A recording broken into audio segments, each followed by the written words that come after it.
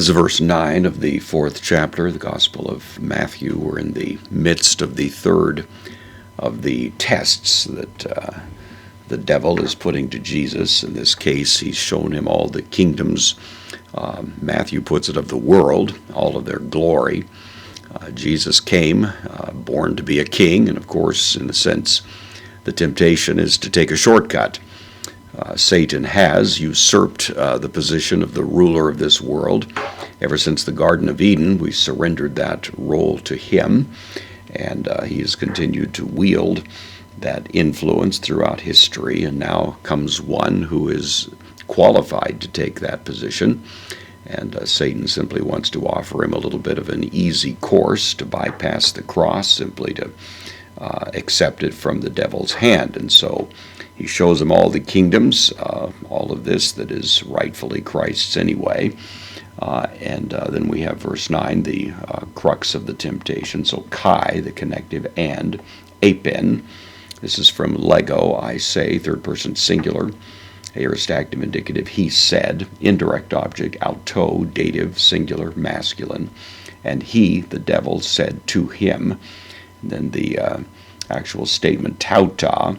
Tauta is a demonstrative pronoun. It means these. This is the plural, these things.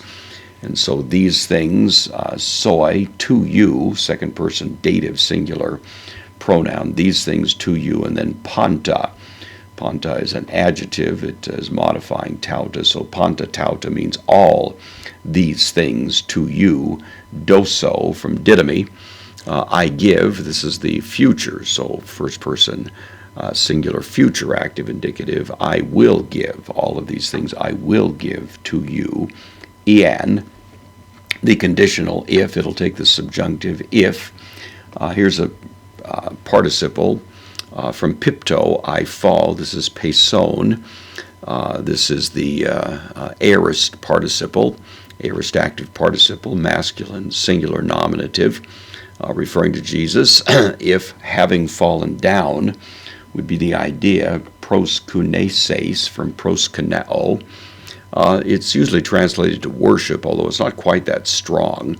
Doesn't mean necessarily worship in the sense of worshiping God, but it means to show obeisance, to surrender, to acknowledge, you might say to acknowledge the claim that Satan makes, that he has governance of this world, and if Jesus will just acknowledge that, in a sense, tip his hand, tip his hat, maybe I should say, to Satan in that connection, that Satan will say, fine, that's good enough, I'll give you all of this. So having fallen down, you worship, subjunctive here, worship me. So that's the temptation.